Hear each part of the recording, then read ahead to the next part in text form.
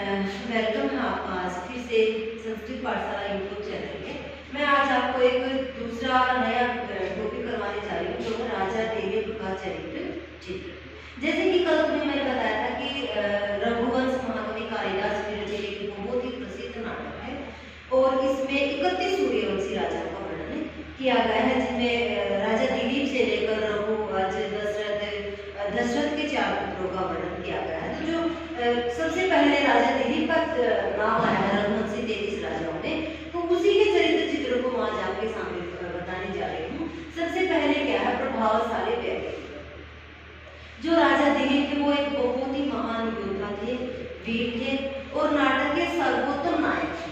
ठीक है, इनके प्रभाव से प्रभावित होकर ही वन के देवता स्वयं इसके ऊपर पुष्पों की वर्षा करते हैं और जब ये वन प्रदेश के नंदिनी गाय की सेवा कर रहे होते हैं तो वहां पे क्या होता है कि जो तेज धूप थी वो भी क्या कर लेती है, शांत हो जाती है। वन में जो दावा अग्नि जली हुई थी वो शांत हो जाती है और जो फल और फूलों में तरह तरह के फल फूल आए हुए थे वो इनके ऊपर बरसने लगते हैं। ऐसा राजा दिलीप का प्रभावशाली व्यक्तित्व था। उसके बाद प्रजा, जो राजा दिलीप थे वो क्षत्रिय थे और क्षत्रिय का कर्तव्य होता है प्रजा की रक्षा करना। राजा दिलीप ने भी ऐसे ही किया, इसीलिए इनको क्या कहा जाता है, पुरंद्र श्री अर्थात इंद्र के समान।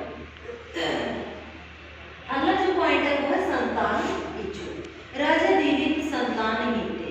जैसे कि कल मैंने तुम्हें बताया था कि उनको संतान नहीं थी।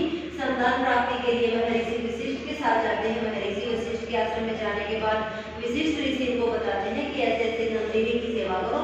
ये दिन रात पति पत्नी नंदिनी की सेवा करते हैं और फिर 21 दिन तक सेवा करने के बाद 22वें दिन नंदिनी गाय इनके ऊपर प्रसन्न हो जाती है और इनको संतान प्राप्ति का आशीर्वाद दे देती है। उसके बाद में पत्नी प्रेमी, जो राजा होते हैं उनकी बहुत सी पत्नियां होती हैं।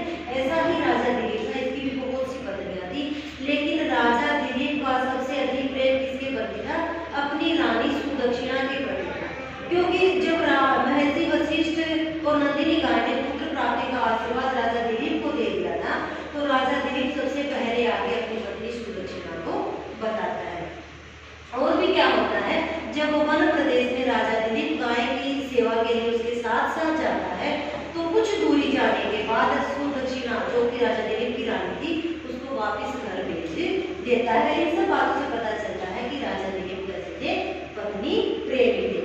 उसके बाद शिव के प्रति श्रद्धालु। राजा दिलीप ने वो शिव के प्रति बहुत ही बड़े श्रद्धा रखने वाले थे। जैसा कि हमें राजा रघुवंश महाकवि कालिदास का जो नाटक है उससे पता चलता है कि जो नंदिनी गाय थी वो मायावी सिंह का रूप धारण कर लेती है और नंदिनी के ऊपर आक्रमण करने के लिए तैयार हो जाती है। तब क्या कहती है, जो मायावी शेर है वो क्या कहता है कि यहाँ पे देवदारों का वृक्ष है और ये वृक्ष भगवान शिव जी का है और इस वृक्ष की भगवान शिव जी और माता पार्वती कार्तिकेय के समान पूजा करते हैं। तो इस वृक्ष को अगर कभी कोई नुकसान हो जाता है तो उसको मैं खा जाता हूँ, वो मेरा आहार बन जाता है। तो क्या कहता है राजा दिलीप की शिव जी का मैं बहुत ही अच्छा भक्त हूँ, तो अगर आपको ऐसा हुआ है तो आप इस गाय को छोड़ दीजिए, आप मेरे शिव का आहार ले लीजिए। इससे पता चलता है कि राजा दिलीप कैसे थे, शिव के प्रति श्रद्धालु थे।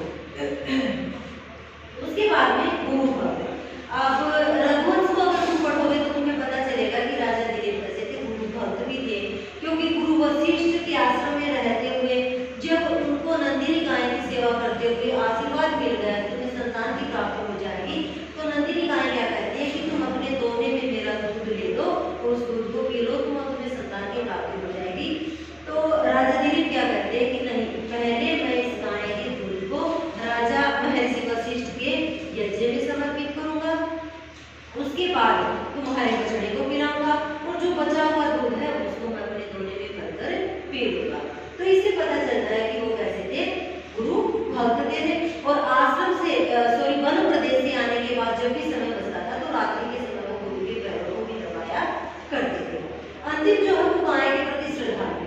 अब जो राजा दिलीप थे उसकी गाय के प्रति भी बहुत ही अधिक श्रद्धा थी। जब गाय वन प्रदेश में घूमने के लिए जाती है तो राजा और रानी छाया की तरफ उसके पीछे पीछे चलते हैं। जहाँ कहीं कंकड़ पत्थर आता है उसको साफ करते हैं, दिन रात उसकी सेवा में लगे रहते हैं। जब वन प्रदेश में पुष्पों से उसकी पूजा की जाती है, उसके मस्तक पर तिलक किया जाता है। इन सब बातों से पता चलता है कि राजा दिलीप कैसे थे, गाय के प्रति श्रद्धालु भाव वाले थे। इसीलिए नाटक में कहा गया है कि छाये तान भूपति अंग गच्छते, कि छाया की तरह राजा दिलीप उस गाय के पीछे पीछे रहते थे। ये आपके राजा दिलीप का चरित्र चित्रण है। मुख्य मुख्य बिंदु मैं दोबारा से दोहरा रही हूँ। प्रभावशाली व्यक्तित्व है, प्रजा रक्षक थे, संतान इच्छुक थे, पत्नी प्रेमी है,